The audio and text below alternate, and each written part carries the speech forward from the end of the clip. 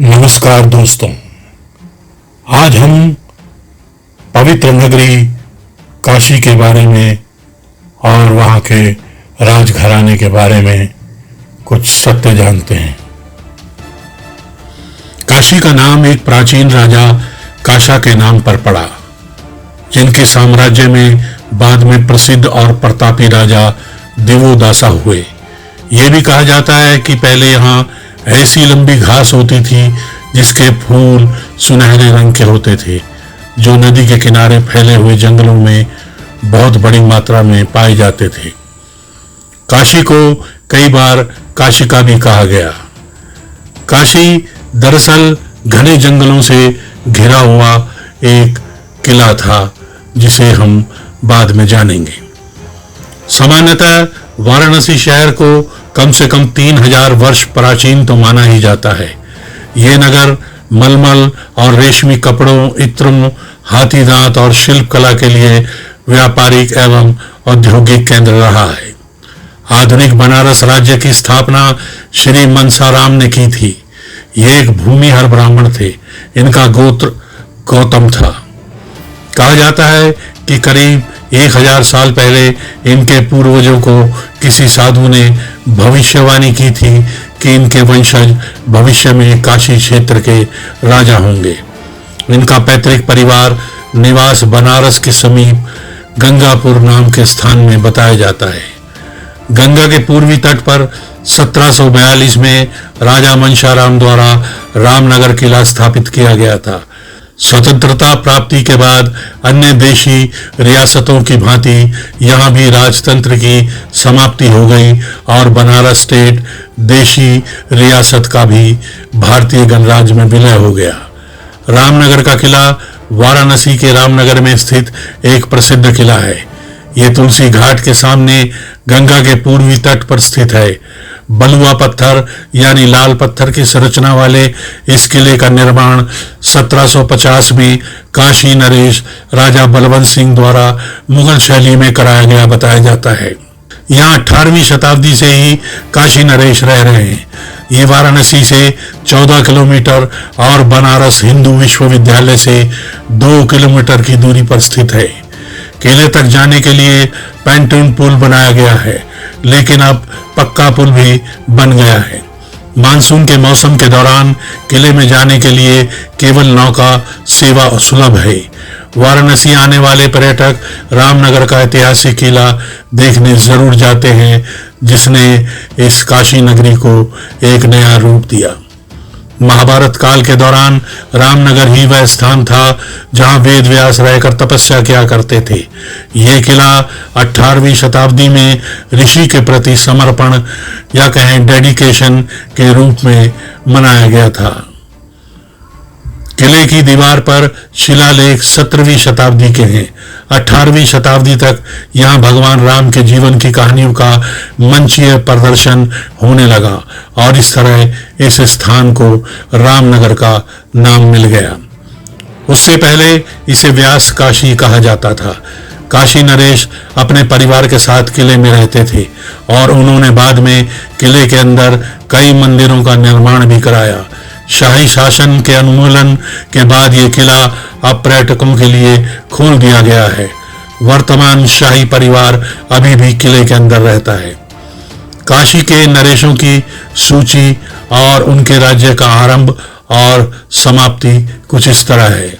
मनसाराम 1737 से 1740 तक, बलवंत सिंह 1740 से 1770 तक, चैत सिंह 1770 से 1780 तक, महेप नारायण सिंह 1781 से 1794 तक, महाराजा उदित नारायण सिंह 1794 से 1835 तक, महाराजा श्री ईश्वरी नारायण सिंह बहादुर 1835 से 1889 तक, लेफ्टिनेंट कर्नल महाराजा श्री सर प्रभु नारायण सिंह बहादुर 1889 से 1931 तक, कैप्टन महाराजा श्री सर आदित्य नारायण सिंह 1931 से 1939 तक, डॉक्टर विभूति नारायण सिंह 1939 से 1947 तक। ये यहाँ के राजाओं की सूची रही है। डॉक्टर विभूति नारायण सिंह भारतीय स्वतंत्रता पूर्व अंतिम नरेश थे। इसके बाद 15 अक्टूबर 1948 को राज्य भारतीय संघ में मिल गया। 2000 में उनकी मृत्यु उपरांत उनके पुत्र अनंत नारायण सिंह भी काशी जो नरेश हैं वो यहीं पे रह रहे हैं और इस परंपरा के वाहक हैं। 18वीं शताब्दी के बाद ये काशी नरेश का घर रहा और वर्तमान में महाराजा अनंत सिंह किले में निवास कर रहे हैं। रामनगर का किला 10 दिनों तक चलने वाले रामलीला के लिए देश दुनिया में प्रसिद्ध है। यहाँ का रावण दहन देखने के लिए लोग दूर दूर से आते हैं। रामनगर किले में राजमंगल नामक एक प्रसिद्ध त्योहार भी है। फागुन के महीने में मनाया जाने वाला यह त्योहार बहुत ही रंग बिरंगा है। इसके अलावा यहाँ नौका परेड, नृत्य और गायन भी होता है। आइए इस ऐतिहासिक किले की कुछ वीडियो देखते हैं। चलिए अब हम आ गए हैं राम किले की तरफ और इसका निर्माण 1750 में हुआ था। राजा बलवंत सिंह ने सफ़ेद बलुआ पत्थर और चूने के साथ इसका निर्माण करवाया था और ये बहुत प्रसिद्ध और सुंदर किला है। आइए अंदर चलते हैं।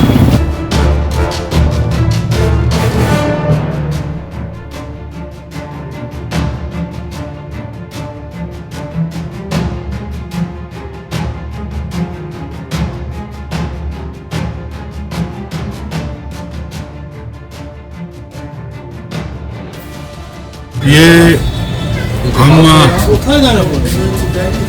किले के अंदर खिड़की पर आ गए जहाँ पर ये टिकट लेनी पड़ती है। तो इस तरह से हमने ये 3 टिकटें ले ली हैं और हम लोग अब अंदर की तरफ प्रस्थान करेंगे। एक बार जूम करके पूरा घुमा के दिखा दीजिए किले को। भाई साहब ये 2 दी है आपकी पंक्ति? अच्छा ठीक है।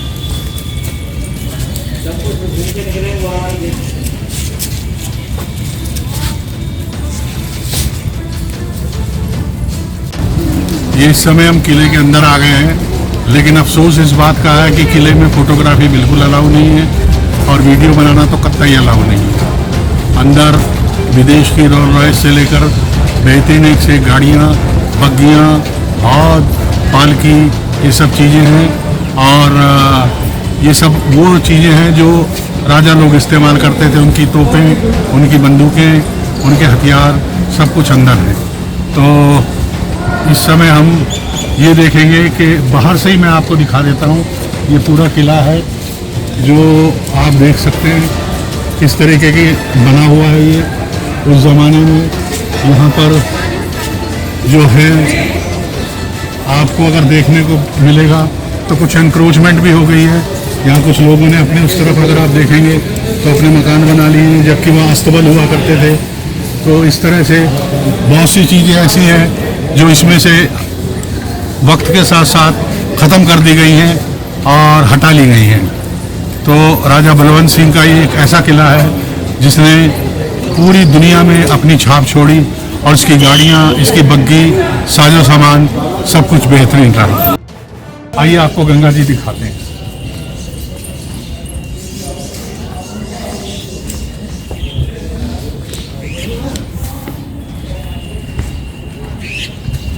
ये गंगे मैया हैं जो यहाँ पर आकर सीधी बहने लगती हैं। उससे पहले ये गंगा जी अश्वमेध घाट में उत्तरायणी में यानी उल्टी होकर बहती हैं। यहाँ पर आप देखेंगे कि अभी पानी कुछ 3.5 फीट के करीब कम हो गया, लेकिन कल परसों ये पानी 3.5-4 फीट और ऊंचा था। तो इस किले में अगर आप देखेंगे, इधर देखेंगे छोटी छोटी छतरियाँ बनी हुई हैं। इन छतरियों में जो बैठकर वो इस गंगा जी को नहारते थे। और ये जो नीचे सीढ़ियाँ बनी हुई हैं, इन सीढ़ियों से नीचे जाकर राजा रानी गंगा जल में स्नान किया करते थे ताकि वो उससे पहले अपना स्नान करके स्वच्छ होके अपनी पूजा पाठ को आगे बढ़ा सकें। तो इस तरीके से पंडित जी से जरा 2 शब्द बुलवाते हैं। आइए आइए इधर आइए। तो पंडित जी ये जो है 1750 में बनाया, आप कैमरे की तरफ देखेंगे तो अच्छा रहेगा। 1750 में बनाया गया। विभूति नारायण मिश्रा जी अभी यहाँ बीच बीच में, विभूति नारायण सिंह, विभूति नारायण सिंह, मैंने मिश्रा शायद बोल दिया था तो उसको सिंह ही समझें क्योंकि सिंह ही है ये अपने आप में उस जमाने के। तो विभूति नारायण सिंह साहब जो है वो अभी भी आकर यहाँ रुकते हैं, उनके पूर्वज जो है वो यहीं रहा करते थे। अभी जो है उनका नाम अनंत नारायण सिंह है। अनंत नारायण सिंह, उनके पिताजी थे विभूति नारायण सिंह। अच्छा, अब वो रहे नहीं? नहीं, 2000 में। अच्छा, 2000 में विभूति नारायण सिंह जो है वो स्वर्ग सिधार गए हैं, तब उनके बेटे अनंत सिंह यहाँ अनंत रहते नारायण हैं। तो ये मंदिर है शोले भोले बाबा का, महादेव जी का मंदिर है, ये जो व्यास जी का मंदिर है, 2 मंदिर यहाँ पर है। अच्छा, तो ये प्राचीन मंदिर होगा? प्राचीन मंदिर। तो राजा लोग 1742 में इसका निर्माण करके इस किले का निर्माण हुआ। अच्छा, तो ये जो है मंदिर जो है इसमें पूजा पाठ वो करते होंगे स्नान करने से पहले। ये जो सीढ़ियाँ बनी हुई है मैंने देखा है, इसी से नीचे जाके स्नान करते थे और फिर उसके बाद अपना पूजा करते थे। तो पंडित जी बहुत बहुत धन्यवाद, आपने बहुत अच्छी जानकारी दी।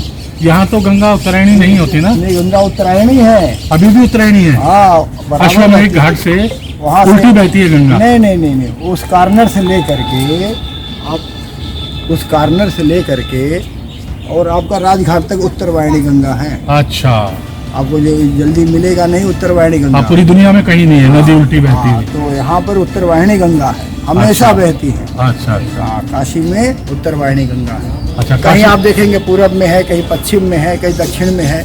उत्तरवाहिनी गंगा उस कार्नर से लेकर के राजघाट तक है, उत्तरवाहिनी। उसके बाद सीधी हो जाती है गंगा। तो अब ये उल्टी बह रही है? नहीं नहीं, इसी तरफ बह रही है। अच्छा, ये उल्टा दिशा है? उत्तर साइड है। अच्छा, उल्टी दिशा तो है। उत्तरवाहिनी को उत्तर को बहती है। अच्छा अच्छा, तो उसके बाद गंगा सीधी हो जाएंगी।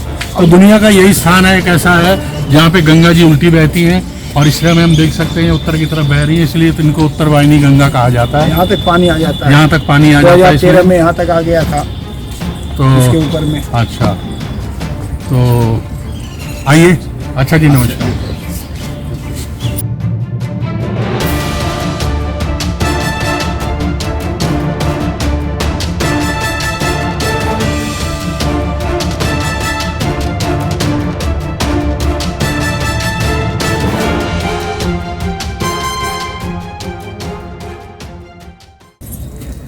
ये पूरी गंगा आप देख रहे हैं जैसे कि उत्तरवाहिनी यानी उल्टी बहने वाली गंगा उत्तर की तरफ बह रही हैं। और इधर आप देखेंगे कि ये जो नावें लगी हुई हैं ये उत्तर की तरफ ही अपने मुख बनाकर चलती है और उसके बाद अगर इनको इधर भी आना हो तो ये इधर मुड़ती है। तो दुनिया में एक ही स्थान ऐसा है जहाँ पे गंगा जी उल्टी बहती है।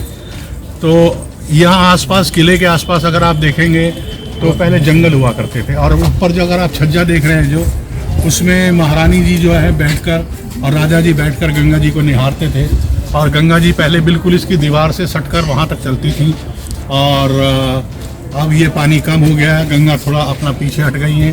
तो इस तरह से हम देखेंगे कि आज भी यहाँ पे जो पहले जंगल ही जंगल हुआ करते थे चारों तरफ, तो इसीलिए आपने देखा होगा हथियार, बग्गियाँ और अलग अलग किस्म की गाड़ियाँ ये सब अंदर किले के हैं जो हम शूट नहीं कर सकते क्योंकि यहाँ पे अलाउड नहीं है। तो ये सब चीज़ें यहाँ हुआ करती थी। 5000 साल पहले आए थे जब बैठ कर व्यास भगवान ने तपस्या किया हुआ है। थोड़ा तेज बोलेंगे? यहाँ पे बैठ कर वेद व्यास जी ने तपस्या किया है। अच्छा। यहाँ पे 2 काशी बोलते हैं। अच्छा गंगा उस पर वाराणसी काशी है, ये व्यास काशी है। अच्छा इधर में बैठ कर व्यास भगवान ने तपस्या किया है। जब महाभारत युद्ध समाप्त हुआ तो काशी में है। काशी में उनको 3 दिन खाने को भिक्षा नहीं मिला, इसलिए काशी छोड़ के इधर को हुआ। ये किला नहीं था, ये किला आपका 1742 में हुआ है। हाँ हाँ वो व्यास भगवान द्वापर के लास्ट में इधर को आए। अच्छा इधर बैठ के तपस्या किए। तो जो लोग काशी में आते हैं विश्वनाथ, अन्नपूर्णा, साक्षी विनायक, काल भैरव, गणपति का दर्शन करते हैं, यहाँ पे नहीं आते, काशी आने का फल नहीं होता है। अच्छा इसी के वास्ते यहाँ पे लोग आते हैं। अच्छा इसको व्यास काशी बोलते हैं। अच्छा अच्छा वाराणसी काशी, ये व्यास काशी है। अच्छा अच्छा। तो मेन मंदिर आपका वो भी व्यास। यहाँ पे कोई मेला भी लगता है? हाँ, यहाँ पे 1 महीना रामलीला चलती है। अच्छा, विश्व विख्यात रामलीला है। उसमें तो मैंने सुना है सभी धर्म के लोग हिस्सेदारी करते हैं। हाँ, उसमें सभी लोग करते हैं। उसमें जो सखी बनते हैं, ये अपना वो होता है 1 महीना यहाँ पे रामलीला चालू है। 9 तारीख को स्टार्टिंग है। अच्छा, अभी तो यहाँ कोई राजा मतलब उनके है, वंशज नहीं है, रहते। है, अनंत कभी है। तो अनंत सिंह जी हाँ है। तो रहते हैं वो यहीं पे ही। अच्छा अच्छा। विश्वनाथ जी, वेदव्यास जी, सुखदेव जी, इन्हीं के दर्शन बचे यहाँ पे लोग आ गए।